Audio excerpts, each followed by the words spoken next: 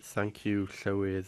Nothing would give me more pleasure than being able to vote today for the implementation of a Wales bill that would empower the people of Wales, which would enable this Assembly to mature further as a parliament for our nation, and which would give the Welsh Government the necessary tools to stabilise and strengthen our economy, to create a healthier Wales, to strengthen our education system in the way in which we here in Wales would want to prioritise. But that, for me, is not what this bill that we are asked to give consent to today entails. This is not the bill that I could be confident will give to the people of Anglesey and the rest of the Wales the kind of assurances that they should have, that their National Assembly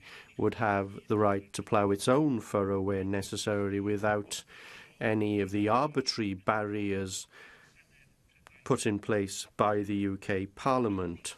That devolution itself should be devolved, that we in Wales should decide on those areas over which we should have responsibility. I believe passionately that any bill on the future of Welsh competence should come from Wales. And the deeply flawed bill that we're being asked to approve today, I believe, is the perfect embodiment of why that is such an important principle. I won't repeat detail points made by some of my colleagues about the irrational list of reservations. I could talk about the steadfast refusal to devolve policing, the inexcusable and inexplicable refusal to move towards a distinct Welsh legal jurisdiction. The list goes on. But in terms of our powers to legislate on behalf of the people of Wales, I believe that this bill, despite concessions that have been made, remains little more than Westminster crumbs dished out by an indifferent UK Conservative government to a Wales that is meant to consider itself grateful to receive them. There are, of course, positive elements here, and that is why it is, as Leanne Wood said, with a heavy heart that we vote against the strengthening of powers for this Assembly as an institution over its own affairs, over election arrangements and so on. I, of course, want to see the beginnings of the devolution of income tax among our taxation armoury. I commend work done on the fiscal framework. I, of course, want to see a new funding formula. I understand why others may come to the conclusion that it is worth supporting this because of those positives. The First Minister himself said that the Labour group came to a reluctant decision. On that point, to those suggesting that we in Plaid Cymru are voting against somehow in the knowledge because of the luxury of Labour supporting it, Simon said we also had detailed forensic discussions. The case was made to support this.